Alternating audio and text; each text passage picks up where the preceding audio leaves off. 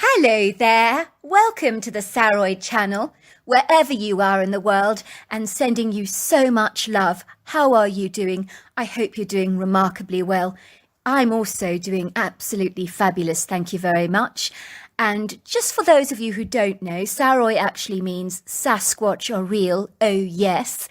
And in fact, the algorithms have at some stage actually confused me with an Indian channel. And I remember being exposed to so many Indians who obviously didn't know what a Sasquatch was. So I'm not sure it would have been of great interest to them.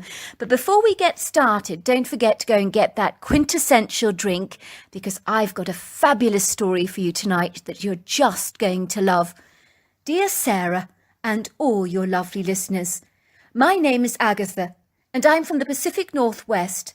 And if you're wondering why I'm called Agatha, it was because my mother was a huge fan of Agatha Christie's work, such as the famous detective Hercule Poirot, Miss Marple, and the quintessential world-famous story Murder on the Orient Express. My mother was addicted to all her books, which was why she chose to call me Agatha to honour her favourite author's memory. I'm not actually sure if she was hoping that I'd turn out to be an awe-inspiring sleuth myself, but if it helps, I do happen to have an inquiring mind and a natural inquisitive disposition, which counts for something, I suppose. I did, however, not happen to go missing for 11 long days, as was the mysterious case that surrounds Agatha Christie's life, that still all these years later, long after the author's death, is veiled and clouded in enigmatic circumstances that were indeed so strange and peculiar that they raised more questions than answers.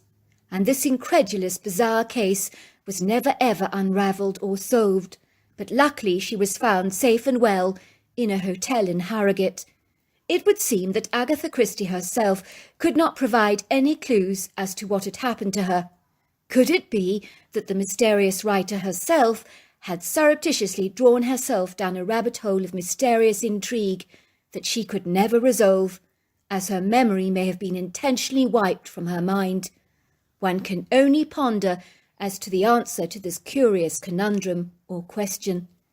I was born and raised in the Pacific Northwest in the early 80s, in an area of exquisite natural beauty, in what I would describe as your quintessential wooden ranch-style home, that overlooked the exquisite mountains, undulating verdant countryside, along with a pretty charming creek and a backdrop of ponderosa pines and Douglas firs that made up a very pretty savanne on our land that stretched back for a considerable distance.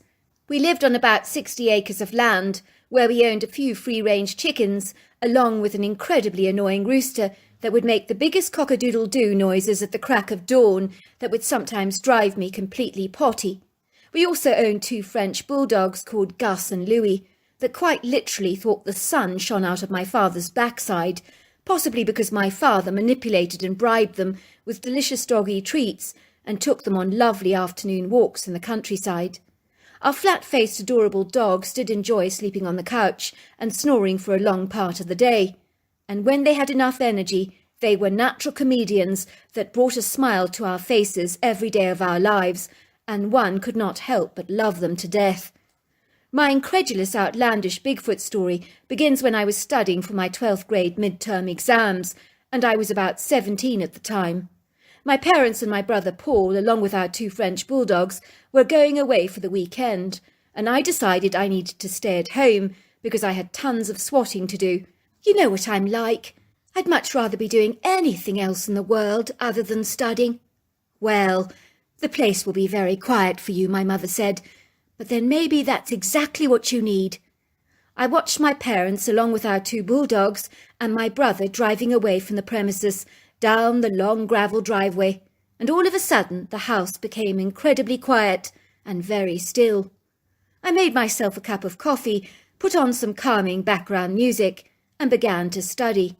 It was now 3 o'clock in the afternoon, and the telephone rang, and I could hear heavy breathing, and I quickly slammed down the phone in disgust and returned to my work.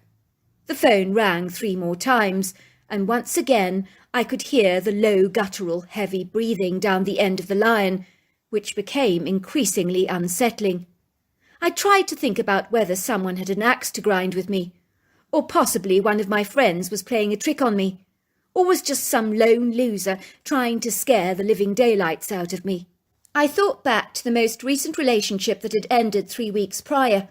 I had been introduced to this young man called Jed at a party and had been on several dates with him, but the relationship had fizzled out because we simply had nothing in common with each other, and when I told him it wasn't working out and that we should call it a day, he had reacted in a rather nonchalant way with an air of indifference and had just said, "Fine, if that's the way you want it." And his expression had been so dead and disinterested, I really didn't think he cared at all.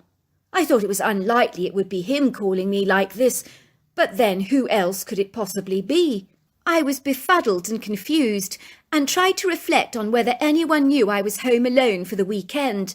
But I'd only ever told Lacey, my best girlfriend, about it, and I doubt whether she'd informed anyone else, but I decided to give her a call on the off chance she might just happen to have mentioned it to someone, that I would be home alone. "I've been receiving weird phone calls," I told her. "Someone keeps breathing heavily down the phone, and it's creeping me out. You never happened to tell anybody else that I was home alone this weekend, did you?" "Quite sure," said Lacey.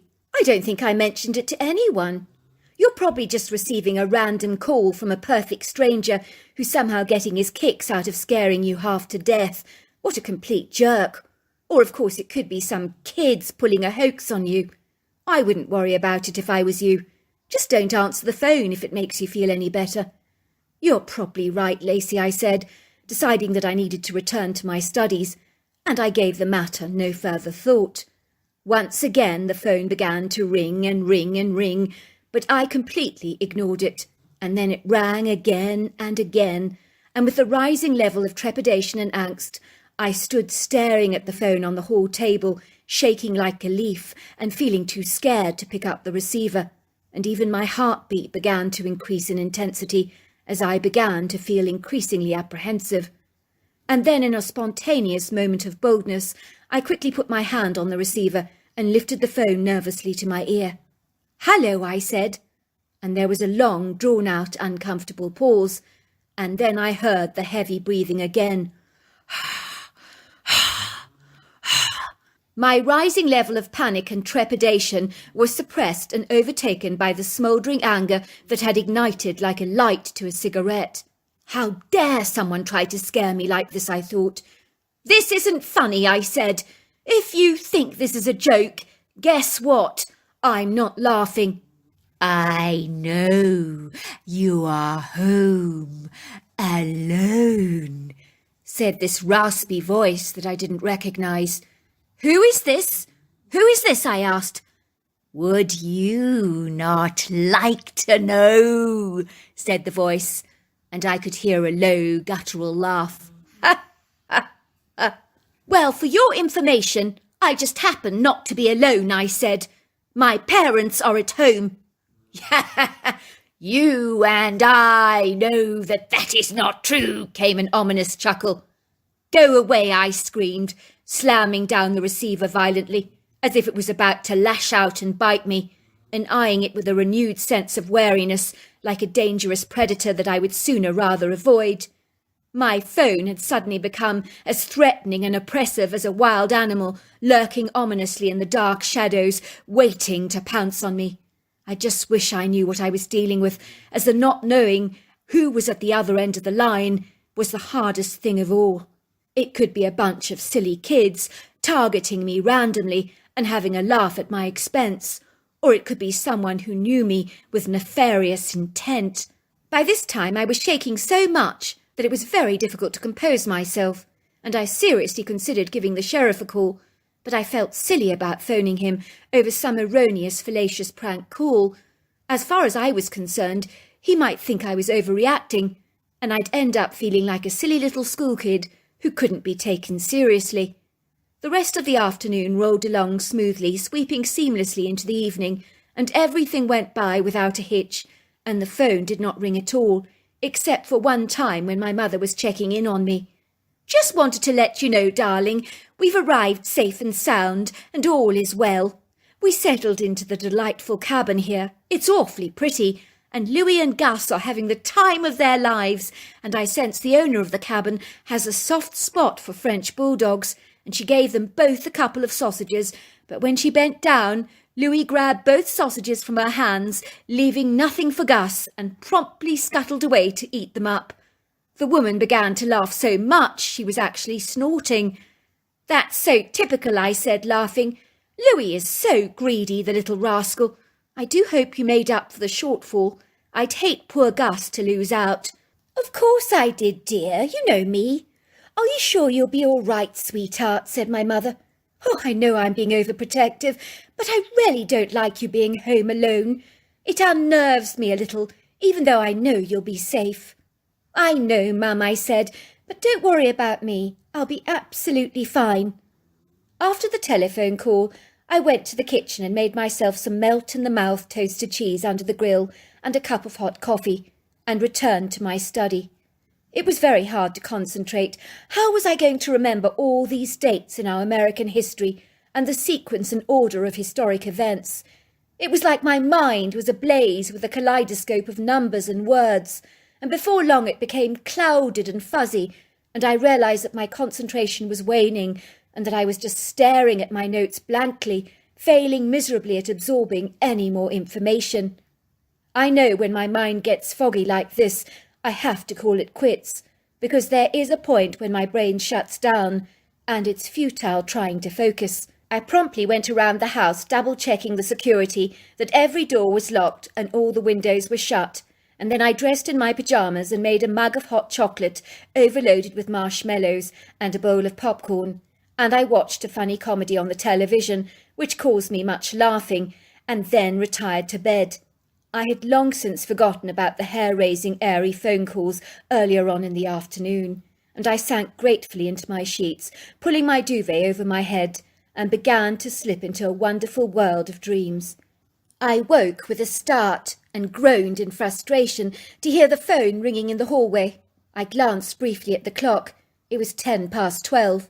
I mean, who phones at this time of the night, I thought angrily, sensing in my gut that the nightmarish calls had begun all over again. Why would they not leave me alone, I thought, choosing to ignore the calls, but the phone just rang and rang and rang.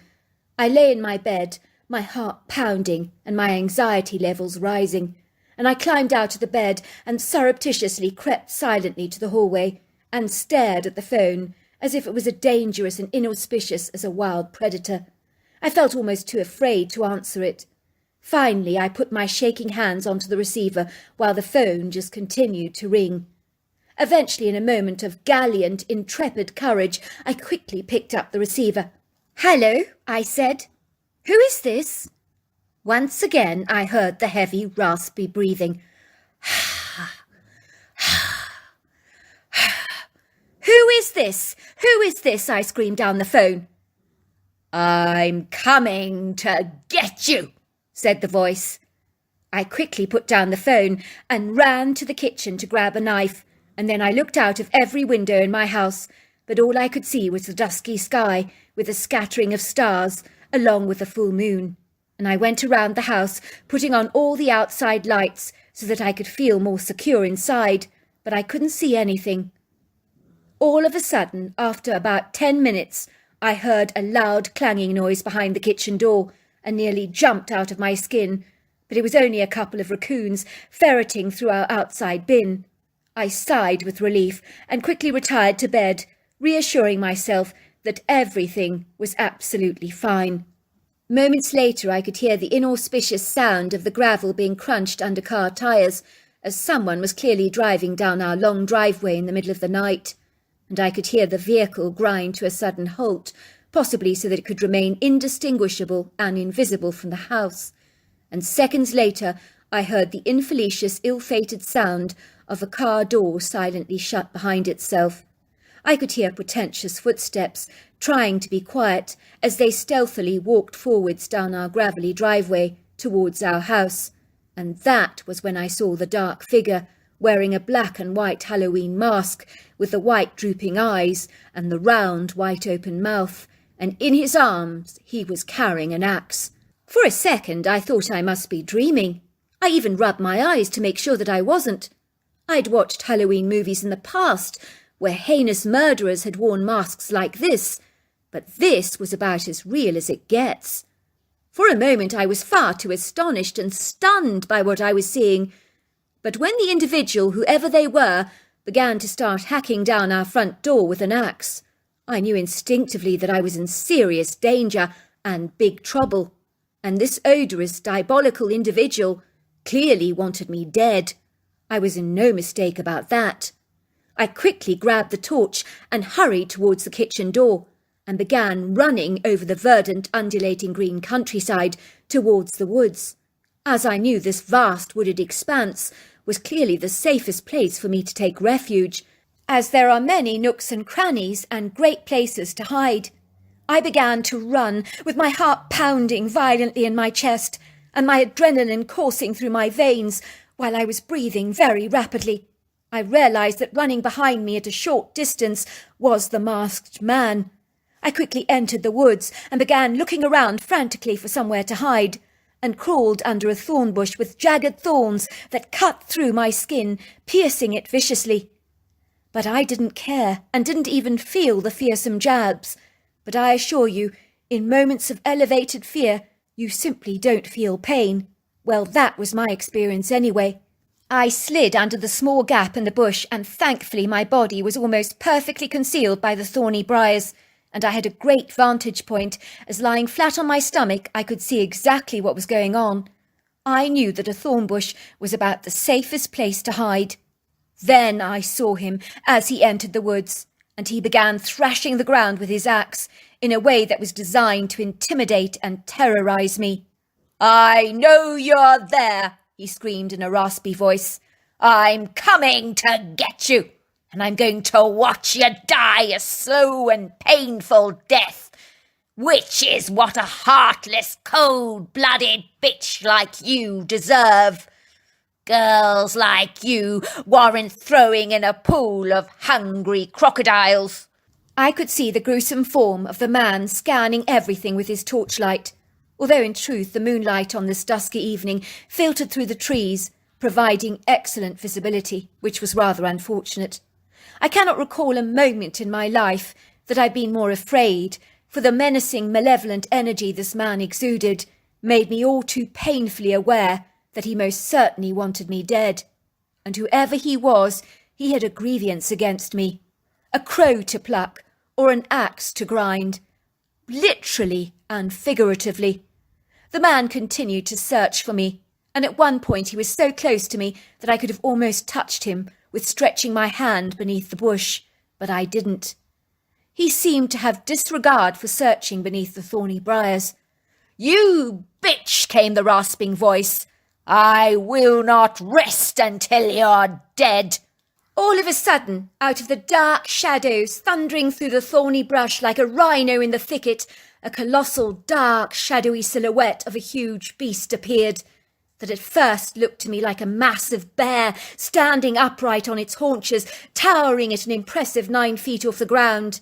But this was no bear, for although the critter was covered in long, flowing dark hair, it possessed overlong arms and human-like hands and feet, and when its head swiveled in my direction like an owl's, it appeared to possess a strikingly human face with a sloping forehead and deep-set dark eyes that exhibited a rather menacing red eye-shine.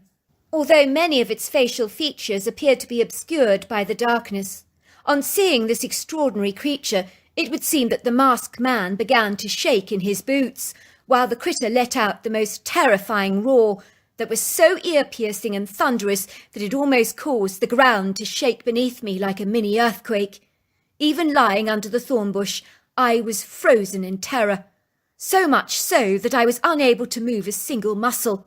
I became as solid as one of those waxwork statues at Madame Tussauds, and all I could feel was the rapid vibration of my heart pounding through my chest at an alarmingly fast rate, as it wasn't easy to watch this outlandish, peculiar creature, such as the likes that I have never seen before, unleash its wrath on the masked figure.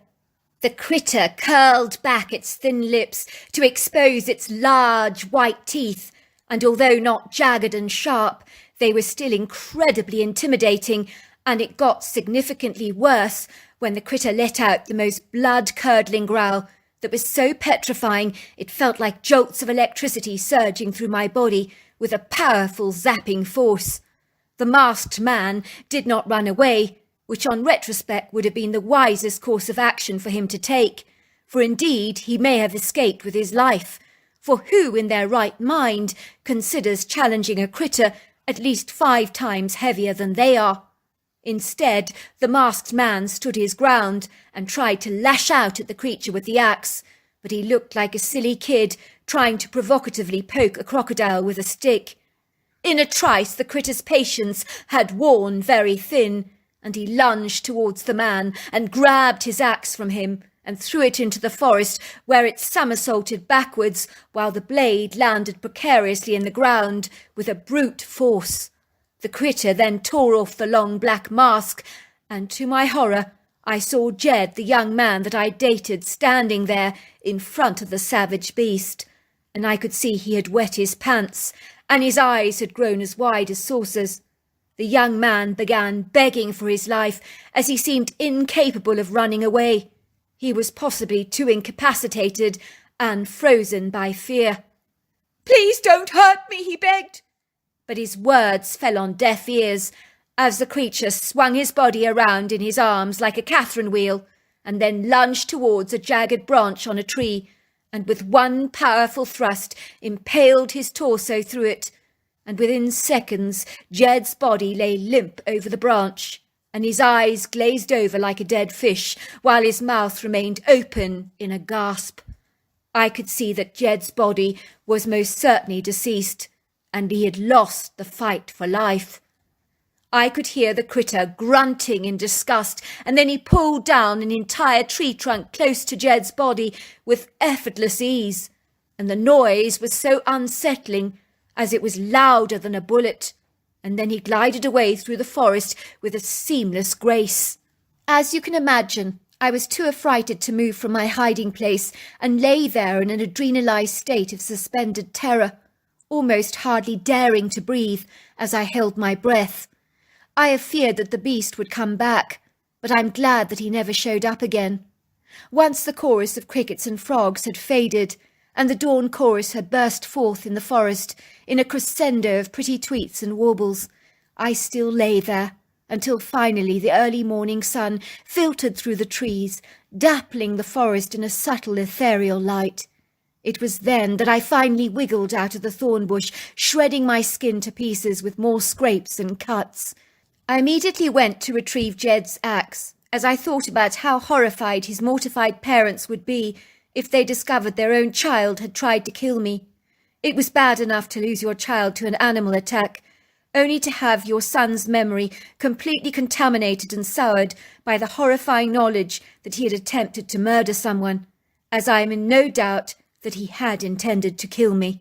In short, I made up a fictitious story to the sheriff and told him that Jed was my boyfriend who had visited me, and we'd gone for a stroll in the woods together during the night, when Jed had subsequently been attacked by a bear, and I had hidden under a thorn bush, and then run away, and on seeing me, the bear had pursued me and tried to break down our front door.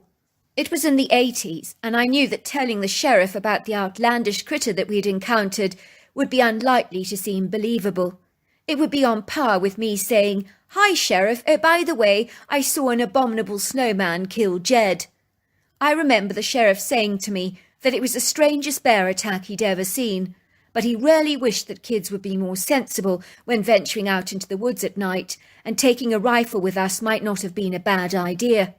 A couple of weeks passed after that incident when my mother told me that I had a visitor, who I was soon to realise was Jed's mother. She asked my mother if she might have some words with me in private, and my mother had agreed, but had insisted upon making us a pot of tea and a large plate of chocolate brownies. "Be nice to her," my mother whispered. "The poor woman has suffered a grievous and tragic loss." The woman was petite and fragile, reminding me of a delicate china doll, and I watched her trembling with the teacup in her hand as she looked at me nervously through very discerning blue eyes. "I know what you told the police is not the truth," she said. "Please tell me what happened. I'm not sure that's a good idea, I said kindly. Sometimes the less you know, the better.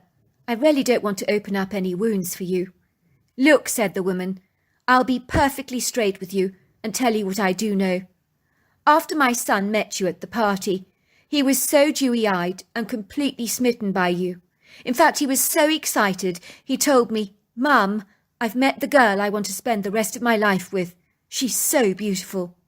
My eyes clouded over with tears. Really? He said that to you? I don't understand. Personally, I didn't feel we had a connection at all. So I ended things with him. He didn't seem bothered at all. Actually, he was remarkably indifferent, and I remember thinking I'd done him a favour. Jed was a troubled soul, his mother told me. He's always been guarded about his feelings.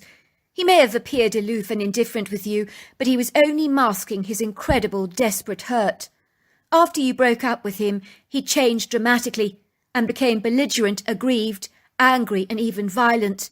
He came home and turned my entire house into a scrapyard and broke everything in sight, from all my chairs to china. I've never seen him so moody and incensed. I was scared he was going to do something really stupid. He did not try and kill you by any chance. I tried to avoid the woman's intense stare. I knew it, she said. He did, didn't he? I nodded, tears pouring down my face like raindrops. I'm sorry, I said. I really didn't want to tell you. The woman took me into her arms and kissed my forehead. I'm so glad you did. Thank you, she whispered. Thank you so much. For what? I asked. For protecting Jed, by not telling the police the truth and dragging his name through the mud, which you could have done. You're a very generous and gracious spirit. Thank you so much. You have no idea what this means. All this happened a long time ago, and I now know that the creature I saw in the woods was a very angry, belligerent Bigfoot. I also happen to know now that Jed overheard my friend Lacey tell another girl at school that she envied me because I was home alone swatting while my parents were away.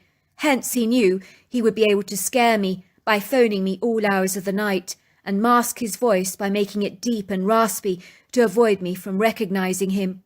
All these years later, Jed's mother and I are the closest of friends, which is really uncanny.